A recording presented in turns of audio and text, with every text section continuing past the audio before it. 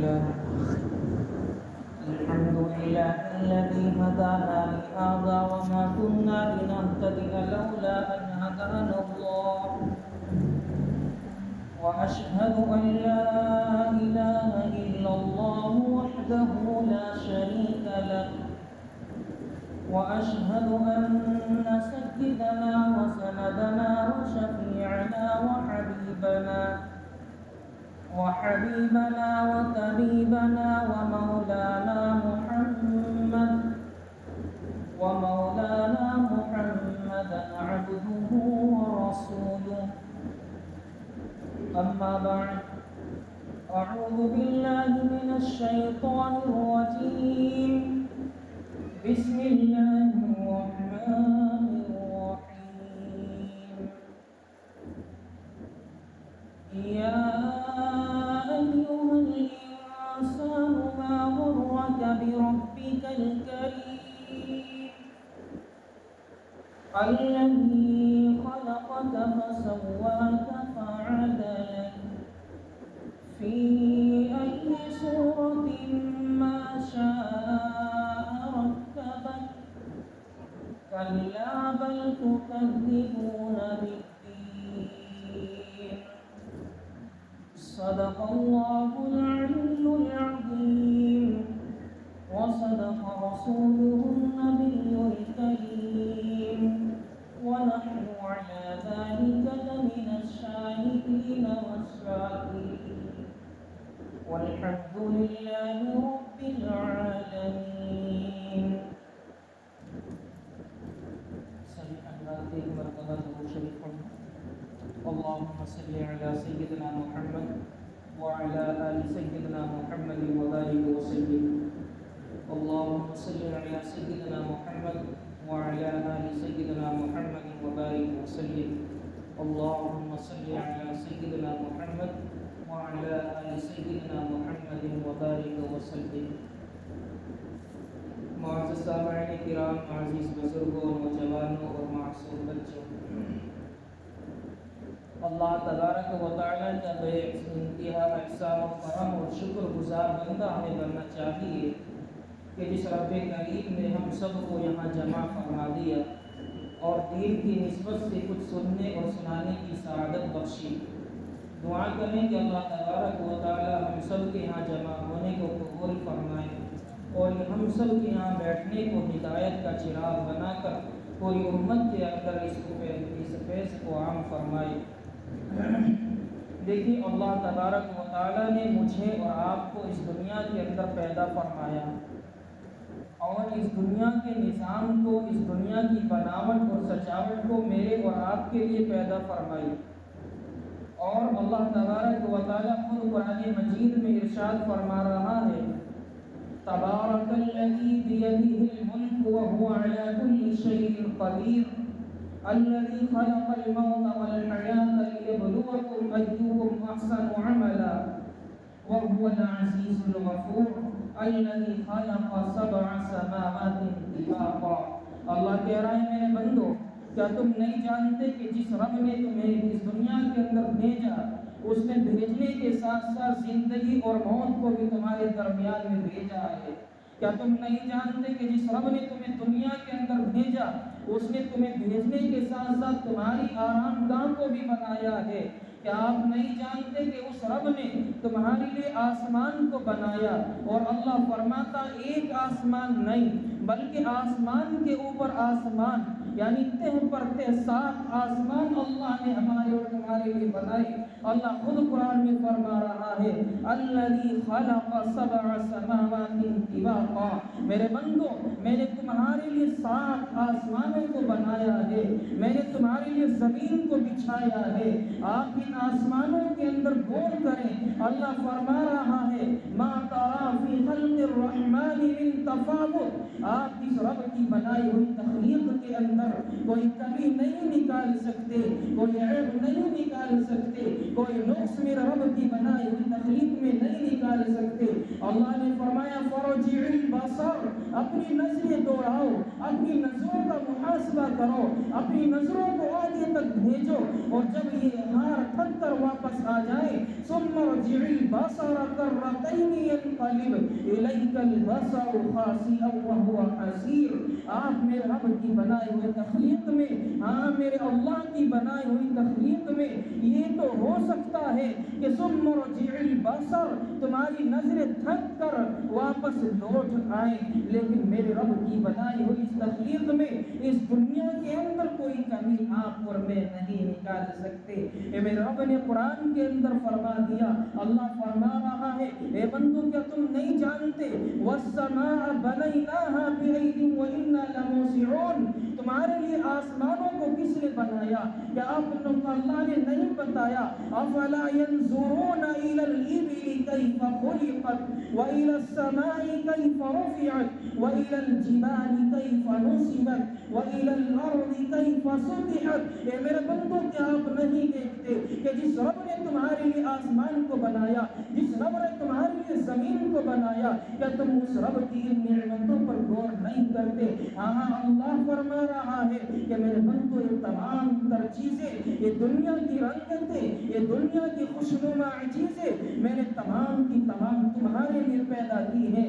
اللہ فرما رہا ہے والسماء بنیناها بأید وإنا لموسعون والأرض فرشناها فنعم الحامدون، ہم نے تمہارے رہنے کے لیے زمین کو بچھایا، اس زمین کو روکنے کے لیے اللہ فرما رہا ہے وإلى الجبال، ہم نے پہاڑوں کو بنا دیا تاکہ زمین کو روک سکیں۔ میرے بندوں کو اس دنیا کے نظام میں رہنے میں کوئی مشکل نہ ہو، کوئی پریشانی نہ آئے، میرے اللہ نے تمام تر چیزیں بنائی، اور آخر میں اللہ فرماتا ہے میرے بندو یہ تمام چیزیں تو تمہارے لیے ہیں، لیکن یاد رکھنا تمہیں میں نے اپنے لیے بنایا ہے، تمہیں کسی اور کے لیے نہیں بنایا، دنیا میں بھیجا ہے، تمام چیزیں تمہاری ہیں، جو تم نے مانگ لیا وہ میں نے دے دیا، لیکن یاد رکھنا تمہیں میں نے دنیا کے اندر بھیجا ہے تو اپنے لیے بھیجا ہے، اس لیے بھیجا ہے تاکہ تم اس رب کو پہچان سکو جس رب نے تمام چیزیں بنائی ہیں،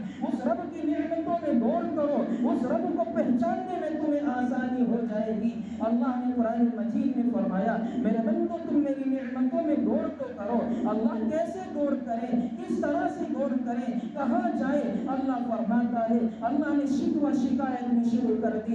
اللہ قرآن مجید میں فرما رہا ہے وَسَخَّرَ لَكُمُ اللَّيْلَ وَالنَّهَارَ، ہم نے دن اور رات کو تمہارے لیے بنایا۔ وَسَخَّرَ لَكُمُ الشَّمْسَ وَالْقَمَرَ، ہم نے چاند اور سورج کو تمہارے لیے مسخر کر دیا، چاند اور سورج کو تمہارے لیے نکال دیا۔ تمہاری ہر چیز میں تمہیں کوئی نہ کوئی حکمت نظر آئے گی، بس فرق اتنا ہے افلا ينظرون الى الابل كيف خلقت، تم رب کی بنائی ہوئی نعمتوں میں، تم رب کی بنائی ہوئی تخلیق میں غور و فکر کرنا شروع کر دو۔ اللہ نے فرمایا انسان کتنا ناشکرا ہو گیا ہے، کتنا ہلاک اور برباد ہو جانے والے کام کرنے لگا ہے۔ اللہ نے فرمایا قتل الانسان ما اکفر، یہ ما اکفر کا لفظ اللہ نے کہا کہ کتنا ناشکرا ہو چکا ہے انسان، یہ اپنے آپ کو پہچاننے کے لیے تیار نہیں، یہ اپنے رب کو پہچاننے کے لیے تیار نہیں۔ اللہ فرماتا ہے کیا یہ نہیں جانتے من ای شیء خلق، اللہ نے انہیں کس چیز سے پیدا کیا ہے، کون سی چیز ہے؟ وہ ایک پانی کا ناپاک قطرہ جس رب نے تمہیں اور مجھے پیدا فرمایا۔ اللہ فرماتا ہے یہ اپنی اوقات کو بھول چکے ہیں۔ من نطفۃ خلقہ فقدر، اللہ خود بتا رہا ہے کہ میں نے اس انسان کو اس پانی کے نطفے سے پیدا کیا، اس ناپاک پانی سے پیدا کیا۔ انسان کے بدن پر لگ جائے اسے قرار نہیں آتا جب تک کہ غسل کر کے پاک نہ ہو جائے، اسے چین نہیں آتی جب تک کہ ناپاکی کو دور نہ کر لے۔ اللہ فرما رہا ہے جب یہ دنیا میں آنے کے قریب ہوا ثم السبیل یسر، اس کے لیے تمام تر راستوں کو آسان بنا دیا، یہ دنیا میں آ گیا۔ اللہ نے فرمایا دنیا میں آیا ہے تو ایک بات یاد رکھنا، اس دنیا میں تو اس لیے بھیجا گیا ہے تاکہ اپنے رب کو پہچان سکے، اپنے رب کو جان سکے، اپنے رب کی دنیا میں بھیجنے کے مقصد کو جان لے۔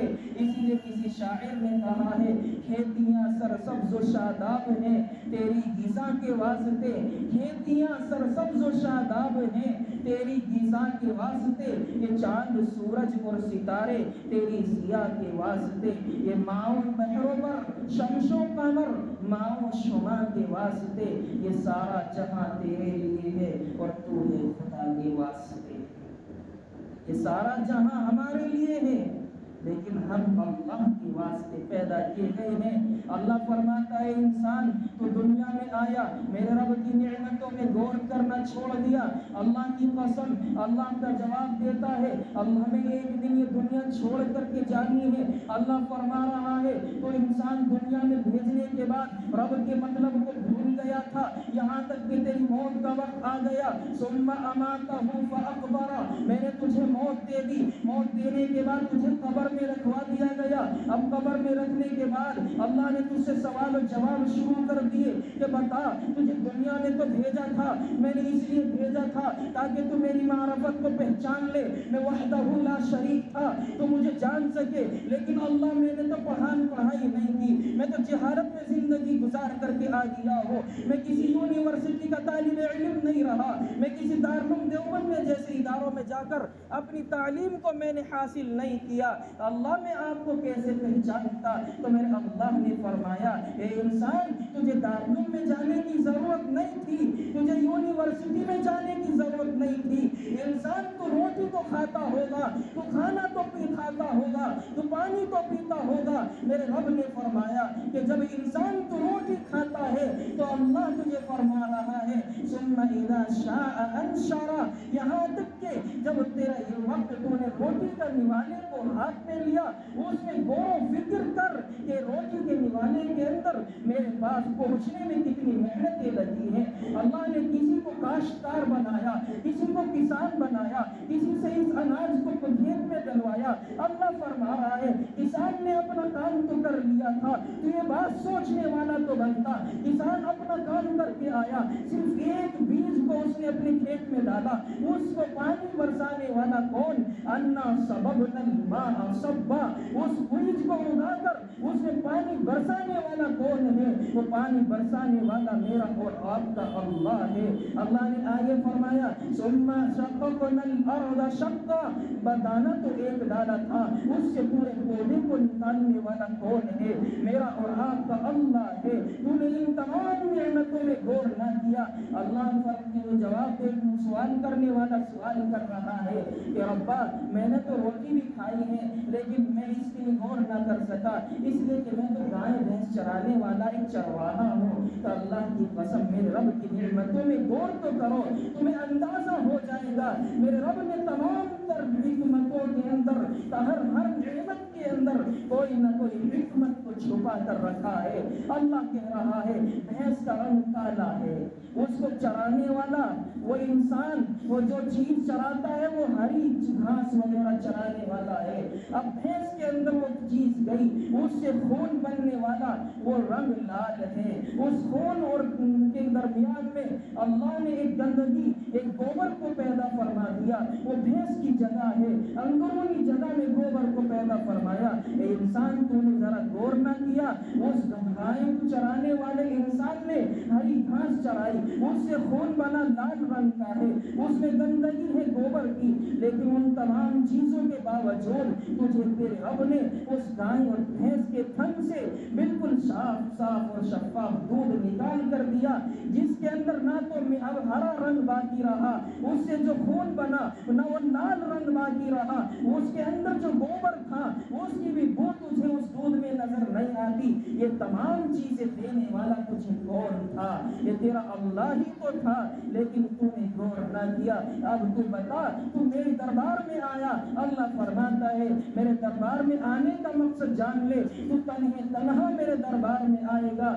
دنیا کے اندر تو بڑے بڑے عہدوں پر فائز ہو سکتا ہے، ہاں تو افسران ہو سکتا ہے، میرے اللہ نے فرمایا لقد جئتمونا فرادا کما خلقناکم اول مرہ. اے انسان جب تم میرے دربار میں آ گیا ہے اب تو تنہا آیا ہے، تیرے ساتھ چلنے والا، استاد کے ساتھ چلنے والا شاگرد نظر نہیں آتا، افسرانوں کے ساتھ چلنے والے ان کی رعایا نظر نہیں آتی، حکمرانوں کے ساتھ چلنے والے ان کے افسران نظر نہیں آتے، شیخ کے ساتھ چلنے والا مرید نظر نہیں آ رہا ہے. اب تو یہاں تنہا آیا ہے، باپ کے ساتھ اولاد نہیں، اولاد کے ساتھ باپ نہیں، بالکل تنہا ہے. اللہ فرماتا ہے وَتَرَكْتُمْ مَا خَوَّلْنَاكُمْ وَرَاءَ ظُهُورِكُمْ وَمَا نَرَى مَعَكُمْ شُفَعَاءَكُمُ الَّذِينَ زَعَمْتُمْ أَنَّهُمْ فِيكُمْ شُرَكَاء. اے انسان اب تو میرے دربار میں آیا ہے تو تیرے انہم فیکم شرکاء، وہ تیرے ساتھی کہاں گئے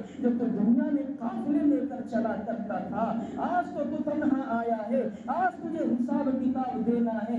ربا کیسا حساب کتاب، کون سا حساب کتاب؟ اللہ فرماتا ہے تجھے دنیا میں بھیجا تھا اپنی رضا کے واسطے، اپنے آپ کو پہچاننے کے واسطے، تو نے وہ کام تو نہ کیا. ثم اذا شاء انشرہ، تو نے وہ تمام کام کیے جو نہ کرنے کے تھے اور وہ کام نہ کیا جو کرنے کا تھا. اللہ خود کہے گا کلا لما یقضی ما امرہ. اب تیرا کیا بنے گا انسان؟ ذرا سوچو، اپنے آپ میں تبصرے کرو، اپنے دلوں کا محاسبہ لو. رب کریم کی دربار میں ہمیں حاضر ہونا ہے، ایسے دربار میں حاضر ہونا ہے. انسان دنیا میں رہ کر یہ بات میں بار بار کہہ رہا ہوں اور کہتا رہوں گا کہ انسان یہ سوچتا ہے کہ میرے پاس میں بڑے تکڑے تکڑے پہلوان ورزش کرنے والے 4-5 بیٹے ہیں، یہ میرے دنیا میں بھی کام آئیں گے، میری آخرت میں بھی میرا سہارا بن جائیں گے. ہاں اللہ نے مجھے بڑا پیسے والا بنایا ہے، یہ مال میرے کام آئے گا، میرے رشتہ دار بڑے اونچے افسران ہیں، وہ عہدوں پر ہیں، وہ میرے کام آ جائیں گے، میرے تعلقات میرے کام آ جائیں گے. خدا کی قسم قرآن کریم کو پڑھو، اللہ فرما رہا ہے یوم لا ينفع مال ولا بنون. اے انسان مال تیرے کام نہیں آئے گا. اے انسان جس مال کے عقل میں، جس مال کے گھمنڈ میں آج تو نشے میں چور ہو کر پھر رہا ہے، ایک مظلوم پر ظلم ڈھاتا پھر رہا ہے، وہ مال تیرے کام نہیں آئے گا. یوم لا ينفع مال، کیا کام آئے گا؟ اولادیں. اللہ فرما رہا ہے ولا بنون، تمہاری اولادیں تمہارے کام نہیں آئیں گی، وہ تم سے جدا ہو جائیں گی. تمہیں رب کی بارگاہ میں تنہا آنا پڑے گا، اکیلا آنا پڑے گا، کوئی تمہارا ساتھ دینے والا نہیں ہوگا.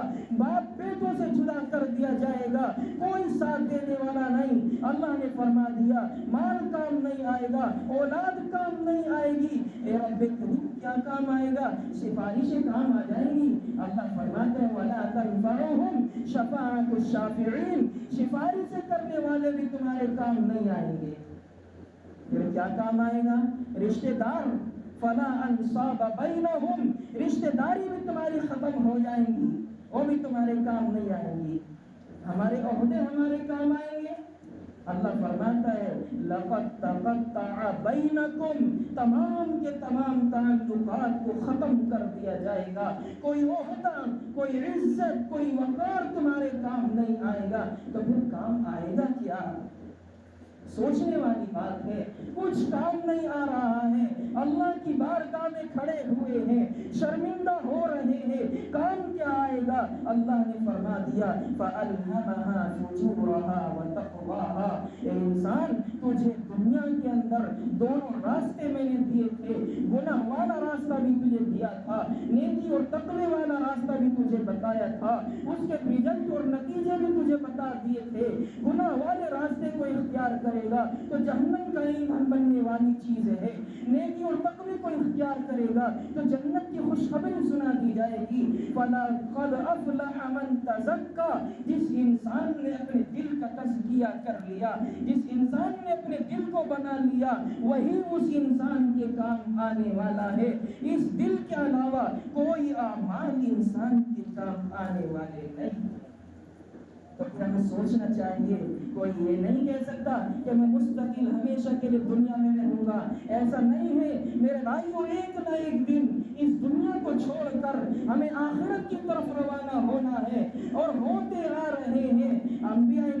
آئے وہ چلے گئے، صحابہ آئے چلے گئے، تابعین آئے چلے گئے، علماء آئے چلے گئے، عام آدمی آیا وہ بھی چلا گیا۔ ہم سب کو جانا ہے، اللہ نے ہمیں ہر طریقے سے بتایا ہے کہ تجھے دنیا میں رہ کر کون سے کام کرنے ہیں، تجھے دنیا میں رہ کر کون سے کام نہیں کرنے ہیں، لیکن افسوس ہم نے وہ تمام کام تو کر دیے۔ اللہ فرماتا ہے اب تو میری بارگاہ میں آیا ہے تو اب میرا تھوڑا سا امتحان تیرے اندر لینے کا وقت آ گیا ہے، اب امتحان کا وقت ہے۔ اللہ کی قسم میرے رب نے فرمایا کیا تم یہ گمان کرتے ہو کہ اللہ ہمیں ایسا ہی بخش دے گا؟ تو یاد رکھنا بالکل نہیں بخشے جاؤ گے۔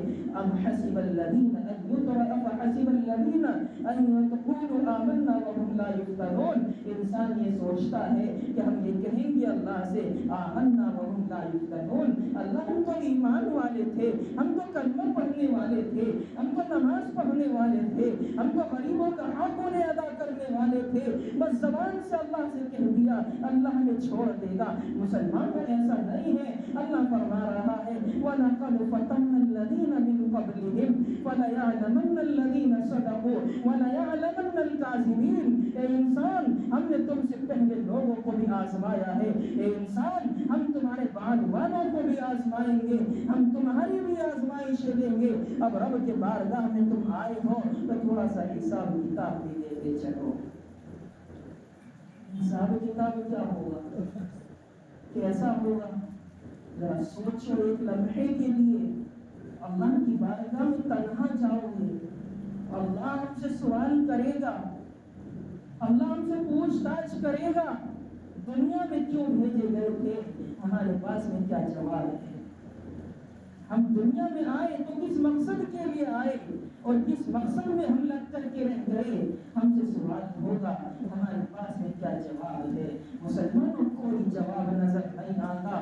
اس رب سے ڈرنے کی ضرورت ہے، اس رب کے سامنے کانپنے کی ضرورت ہے جس رب نے ہمیں دنیا کے اندر بھیجا اپنی عبادتوں کے لیے، لیکن ہم دوسرے کاموں میں لگے ہیں، ہم نے دوسرے کاموں کو اپنا مشغلہ بنا لیا ہے۔ جب ہمارے سامنے نامہ اعمال ہمارے کھولے جائیں گے تو انسان گھبرا جائے گا، انسان بھوکلا جائے گا، وہ کہے گا ما لهذا الكتاب لا يغادر صغيرة ولا كبيرة الا احصاها ووجدوا ما عملوا حاضرا۔ آئے ہماری بدبختی آ گئی، ایک ایسا نامہ اعمال ہے، ایک ایسی کتاب ہے لا یغادر صغیرۃ ولا کبیرہ، اس کے اندر تو ہر ایک چھوٹا اور بڑا غلطی اور نیکی لکھی ہوئی ہے۔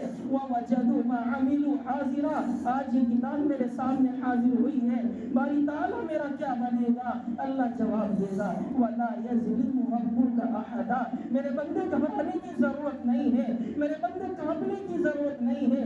آج کسی کے ساتھ میں ناانصافی نہیں ہوگی، انصاف کی ترازو قائم کی جائے گی، جس نے جو کام کیا ہے اس کو وہی سزا اور جزا مل کر کے رہے گی۔ تمہیں گھبرانے کی ضرورت نہیں ہے، تمہارے سامنے تمہاری کتاب ہے، اپنی کتاب کو خود پڑھ لو۔ مسلمانوں ہماری کتاب میں خدا کی قسم گالی گلوچ کے علاوہ، دوسروں پر بہتان الزام کے علاوہ کچھ نظر نہیں آتا۔ ہم کیا منہ دکھائیں گے اس رب کو؟ کیا ہم اپنی کتاب کو پڑھیں گے؟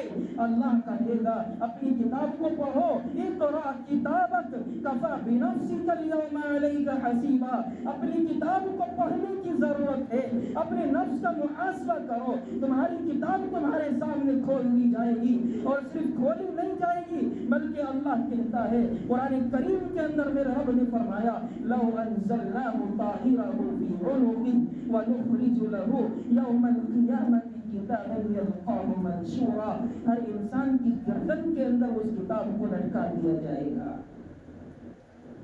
وہ وقت کیسا وقت ہوگا، وہ وقت کیسا وقت ہوگا جب ہماری گردنوں میں ہمارے گناہوں کا بوجھ لگا ہوا ہوگا، ہماری گردنوں کے اندر اتنا بوجھ ڈال دیا جائے گا، انسان اس وقت میں کہے گا ما اغنا عنی مالیہ ہلک عنی سلطانیہ۔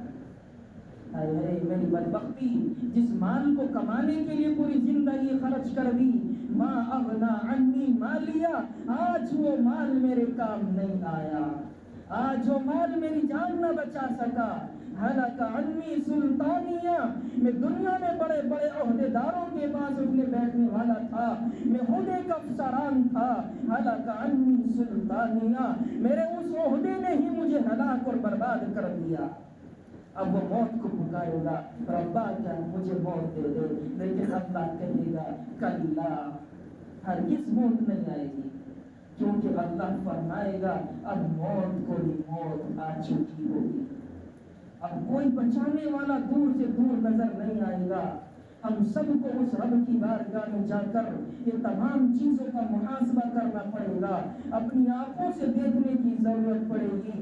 اللہ جب ہمارے سامنے حساب و کتاب آ جائے گا، حساب و کتاب کے فیصلے ہو جائیں گے، اللہ کہے گا گنہگاروں کو ایک طرف لے آؤ، فرشتوں کو حکم ہوگا انہیں خذوہ فغلوہ ثم الجحیم صلوہ، انہیں جہنم کے اندر ڈال دیا جائے، اون دے وہ جہنم میں ڈالا جائے گا۔ فرشتے بھی پکار اٹھیں گے، وہ بھی چیخیں گے، چلائیں گے اور رب کریم سے کہیں گے باری تعالیٰ ان کی کون سی ایسی غلطیاں ہیں جن غلطیوں کی وجہ سے یہ جنت سے محروم رہ گئے، انہیں جہنم کا ایندھن بننا پڑ گیا۔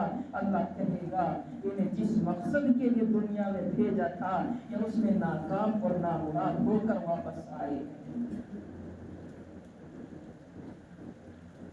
بڑے افسوس کے ساتھ آخری بات میں عرض کر رہا ہوں، آج ایک جنازے میں شرکت ہوئی، آپ سب کی بھی ہوئی ہوگی، قبرستان کے اندر کسی کے کان سے موبائل لگا ہوا ہے، کسی کی زبان الٹی سیدھی بکواس میں ملوث ہے۔ بڑا افسوس ہوا دیکھ کر، وہ واقعہ یاد آیا جب سیدنا حضرت عثمان رضی اللہ تعالیٰ عنہ قبرستان میں جایا کرتے تو اتنا روتے کہ داڑھی مبارک آنسوؤں میں تر ہو جاتی اور فرماتے یہی تو وہ جگہ ہے جہاں ہم سب کو آنا ہے، آج ہم ایک کو لے کر کے آئے ہیں، کل انشاءاللہ میں بھی یہاں آؤں گا اور میرے ساتھ بھی یہی سب معاملہ ہوگا جو ان کے ساتھ میں ہو رہا ہے۔ لیکن ہم سب کی فکر وہ نہیں تھی، جو جتنے آدمی قبرستان میں تھے الا ماشاءاللہ ایک دو کی تو بات نہیں کرتا، وہ خاموش ہوں گے، ورنہ کوئی الٹی سیدھی بکواس میں لگا ہوا ہے، کسی کے فون بجے ہوئے ہیں، کسی کے فون کان پر لگے ہوئے ہیں۔ مسلمانوں کہاں گئی تمہاری وہ آخرت کی فکریں؟ کہاں سو گئے ہو؟ کون سی قوم تم بن گئے ہو؟ وہاں جا کر تو تمہیں آخرت کی یاد آ جانی چاہیے تھی، لیکن ایسا مجھے نظر نہیں آیا۔